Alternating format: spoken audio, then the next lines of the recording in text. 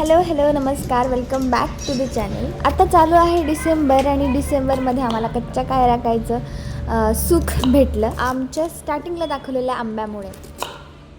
बुट्याला कळाल्यावर photo टाकले मी. अरे रे गोड आहे, गोडच आहे आंबा. डिसेंबरमध्ये आंबा कसा काय हा क्वेश्चन मला पण पडला होता आणि सेम क्वेश्चन मी माझ्या नवऱ्याला विचारलं. त्याच्यानंतर मला आन्सर भेटला की आमचा आंबा जो आहे तो 2 वेळा लागतो आणि सेकंड टाईम त्याचा डिसेंबरमधला असतो, ज्यावेळी तो थोड्याशा कैऱ्या देतो. तर मी आत्ता एक शॉर्ट व्हिडिओ बनवत होते, सिम्पलवाला मेकअप. खूप काही मोठी प्रो आहे वगैरे अशातला भाग नाही, बट जेवढं जमतं तेवढं मी ते शेअर केलं. कारण की असे लोक पण असू शकतात ज्यांना काहीच माहीत नाही मेकअपमधलं आणि त्यांना नवीन स्टार्ट करायचे. जसं माझं होतं 2 वर्षापूर्वी. मी काहीच मेकअपचं एम पण मला माहिती नव्हतं आणि आय वॉज लाईक माझं तर लग्न होणार आहे, तर मग कुठे फिरायला वगैरे गेलं तर आपल्याला मेकअप थोडासा आला पाहिजे. तर ह्या हिशोबाने मी ते त्यावेळी प्रोडक्ट्स घेतलेले होते 2 वर्षापूर्वी आणि 2 वर्षात तर कंप्लीट झाली तरी ते प्रोडक्ट्स माझ्याकडे आहेत, थोडे संपत आलेले आहेत. तर मग ते मी तुम्हाला आत्ता दाखवते. खूप ॲफोर्डेबल प्राईसमध्ये ते त्यावेळी होते आणि जसं मला वाटलं की मला हे सूट होतील अशा पद्धतीने ते मी थोडंसं स्टडी करून ऑर्डर केलेले होते. तर त्याच्यातले हे प्रोडक्ट दाखवते जे ॲफोर्डेबल आहेत. ओके, तर मॉइश्चरायझर जे होतं, स्किन केअरचा भाग आहे खरं तर हा. तर मॉइश्चरायझर जे होतं ते मी पॉन्ड्सचं ऑर्डर केलं होतं त्यावेळी पण, आणि त्याच्यानंतर पण आम्ही पॉन्ड्सचंच मॉइश्चरायझर कंटिन्यू करत होतो आणि आत्ता आम्ही वेगळं काहीतरी ट्राय करायचं म्हणून लॅक्मेचं मॉइश्चरायझर यूज करतो. बट दोन्हीपैकी मला पॉन्ड्सच आवडतं असं मला तरी वाटतं, कारण की त्याने चिपचिप होत नाही, थोडंसं फ्रेश वाटतं आणि ग्लोई होतं थोडंसं स्किन फेस. तर मग पॉन्ड्सचं मॉइश्चरायझर मला जर मेकअपच्या आधी तुम्ही पॉन्ड्सचं मॉइश्चरायझर यूज करत असाल ना तर ते जास्त बेनिफिशियल आहे, कारण की ते हायड्रेट करतं स्किनला, प्लस तुम्हाला थोडंसं ग्लो पण देतं असं मला वाटतं आणि त्यामुळे मेकअप पण छान साऊंडच बंद झाला होता. आय डोंट नो मी कितपर्यंत शूट केलाय आधीचा व्हिडिओ. तर जसं मी आधी पण सांगितलं मॉइश्चरायझर मध्ये मी पॉन्ड्सचा मॉइश्चरायझर आधी यूज करायचे, आता लॅक्मेचा यूज करतो. मेकअप प्रोडक्ट मध्ये बघायचं तर मी फाउंडेशन नव्हतं ऑर्डर केलं, बिकॉज पहिली गोष्ट तर मी ते कधी युजच नव्हतं केलं फाउंडेशन. तर मला त्याची आयडिया पण नव्हती की आपण कोणत्या शेडचं ऑर्डर करायला पाहिजे, कोणतं ऑर्डर करायला पाहिजे किंवा काय, या गोष्टीचं काहीच नॉलेज नव्हतं. त्यामुळे मी त्यावेळी ते यूज नव्हतं केलं आणि तसं बघायला गेली तर मला गरज पण नव्हती. सो म्हणून मी ह्या 2 ट्यूब्स ऑर्डर केल्या होत्या, ज्या बीबी क्रीम आहे, बीबी क्रीम आहे, एक पॉन्ड्सचा आहे आणि एक लॅक्मीचा आहे. तर ह्या 2 क्रीम यूज केल्या होत्या, ऑर्डर केल्या होत्या आणि त्याच मी यूज करायचे. आणि या 2 क्रीम सोबत मी ही लिमी क्रीम पण यूज केली होती, जी थोडंसं फेसला हायलाइट करतं, शाईन देतं, कारण की ह्याच्यामध्ये शाईन पार्टिकल्स थोडेसे असतात. तर मी हे ऑर्डर केलं होतं थोडंसं ग्लो दिसावा म्हणून. ज्यावेळी मी मेकअप करायचे किंवा करते त्यावेळी मी हे आणि हे दोन्ही पण मिक्स करते आणि मग यूज करते, जेणेकरून आपल्याला थोडासा नॅचरल आणि ग्लोई असं थोडंफार त्याचं कॉम्बिनेशन भेटतं. सो हे 2 मी त्यावेळी ऑर्डर केले होते आणि तेच तसंच मी यूज करते, त्याच टाईपचं मेकअप कायम मी यूज करते. तर हे झालं क्रीम बद्दल. त्याच्यानंतर कॉम्पॅक्ट साठी मी फिटमीचं कॉम्पॅक्ट ऑर्डर केलं, एवढं राहिलंय. मला नवीन प्रोडक्ट्स जे आहे ते ऑर्डर करण्याची गरज आहे आता आणि मी ते ऑर्डर करणार आहे लवकरच. आणि ते ऑर्डर केल्यानंतर पण मी तुमच्याशी रिव्ह्यू शेअर करेन त्या गोष्टींचा.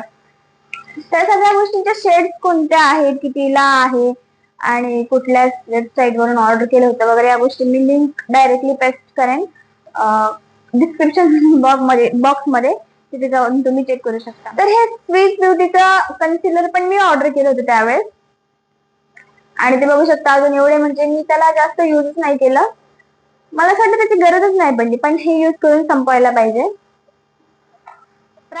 प्रायमरची तसं बघायला गेलं तर गरज नव्हती असं मला आत्ता वाटतंय, पण त्यावेळी मला असं वाटलं की एक फेस प्रायमर पण ऑर्डर करून बघावा, जो की महाग होता म्हणून मी एकदम छोट्याशा कॉम्पॅक्टच्या ट्यूब मध्ये ऑर्डर केला होता चेक करण्यासाठी, आणि आपल्याला थोडासा एक्सपिरियन्स पण येतो प्रायमर कोणते यूज केले पाहिजे वगैरे वगैरे ह्या गोष्टींसाठी.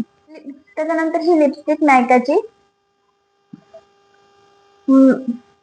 मेकअप असा असा शेड आहे. तर मला अजून पण कळलेलं नाहीये की मला कोणती लिपस्टिक सूट होईल आणि कोणती लिपस्टिक मी ऑर्डर केली पाहिजे, कोणत्या कलरची मी ऑर्डर केली पाहिजे, गोष्टी मला अजून पण कळत नाही. आणि लिपस्टिक मी जास्त यूज पण नाही करत, म्हणून ही त्यावेळी एकच लिपस्टिक ऑर्डर केली होती, ती अजून पण अशीच आहे माझ्याकडे. बट ठीक आहे, आता हळूहळू लिपस्टिक पण मी एक्सप्लोअर करेन आणि बघीन की कोणतं सूट होतं.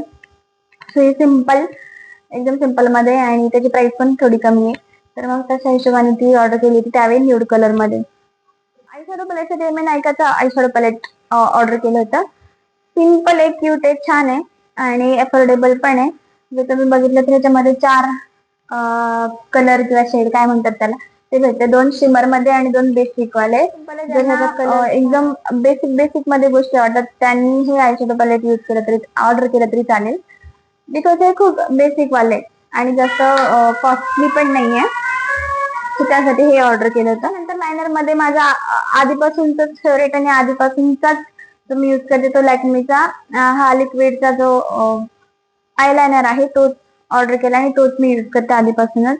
मस्कारा मध्ये मेबेलिनचा हा मस्कारा मी आता ऑर्डर केलाय, बट ब्लॅक वाला जो मस्कारा भेटतो तो मी त्यावेळी ऑर्डर केला होता, तो मी यूज केला होता आणि तो पण छान आहे, बट त्याच्यापेक्षा हा बेटर आहे म्हणून हा मी आत्ता हल्ली ऑर्डर केला. तो मस्कारा माझा संपला कारण मी मस्कारा फार यूज केला होता, कारण की त्यावेळी मला मस्कारा आवडायला लागला होता. आणि हा स्विस ब्युटीचा लिप ग्लॉस जो मी सेम कधी ऑर्डर नव्हता केला, कधी यूज नव्हता केला आणि म्हटलं चेक करूया म्हणून ऑर्डर केला. डायरेक्टली याला अप्लाय नाही करत, आधी लिपस्टिक वगैरे लावते आणि त्याच्यानंतर थोडंसं शिमर यासाठी लिप ग्लॉस लावते. आय थिंक हा असाच यूज करायचा असतो, डायरेक्ट नसतो करायचा, may be, I don't know. Next he nude कलरची लिप लायनर पेन्सिल, ही पण मी हल्लीच ऑर्डर केली, आता ऑर्डर केली. सेम बघण्यासाठी मी लिप लायनरची पेन्सिल कधी यूज नव्हती केली, सो चेक करायला की कशी आहे. ही पण नायकाचीच आहे. सो हे असे बेसिक प्रोडक्ट जे आहेत आणि अफोर्डेबल प्रोडक्ट आहेत ते मी त्यावेळी ऑर्डर केले होते मिनिमल मेकअप, बेसिक मेकअप साठी. ज्या ज्या प्रोडक्टची लिंक मला डिस्क्रिप्शन मध्ये टॅग करता येईल त्या सगळ्यांची लिंक मी पेस्ट करेन, तुम्ही चेक करू शकता आणि ऑर्डर पण करू शकता तिथून. आणि आधी सांगितल्याप्रमाणे आता मला असं वाटतं की वेळ आली की थोडे नवीन प्रोडक्ट ट्राय करायची, ऑर्डर करायची. तर मी ते नवीन प्रोडक्ट पण हळूहळू ऑर्डर करेन आणि ज्यावेळी ऑर्डर करेन त्यावेळी यूज करून तुम्हाला त्या गोष्टीचा रिव्ह्यू नक्की सांगून देईन, तुम्हाला पण त्या गोष्टीचा फायदा होईल. मुलांचे गॅदरिंग तर झालेले आहेत सगळ्यांकडे, त्यांच्या कल्चरल प्रोग्राम त्यांच्या शाळांमध्ये सुरू झालेला आहे. आमच्या मुलांचा पण कल्चरल प्रोग्राम आज होता आणि ते अटेंड करण्यासाठी आम्ही गेलो होतो.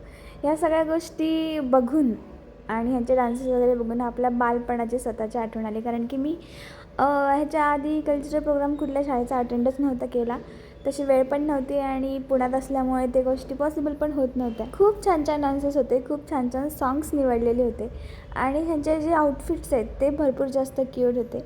मग आमच्या वेळेचे आउटफिट्स आम्हाला आठवले, आम्ही कुठून पण काय पण गोळा करून आणायचो, मम्मीची साडी किंवा ह्याची लुंगी त्याची लुंगी, आणि मग वेअर करायचो. एक प्रॉपर सेटअप नसायचा जो की ह्या पोरांना आता भेटतो आहे आणि खूप छान छान डान्स होते. मला तर मज्जा आली बघायला. पूर्ण प्रोग्राम संपायला थोडा वेळ लागणार होता, पण आम्हाला एका बड्डे पार्टीला जायचं होतं. आमच्या एका फ्रेंडच्या मुलाचा बड्डे होता, फर्स्ट बड्डे, त्यामुळे आम्हाला जायचं होतं. सो आम्ही इथे अर्धे डान्स बघितले आणि तिथून आम्ही निघालो बड्डे पार्टीसाठी.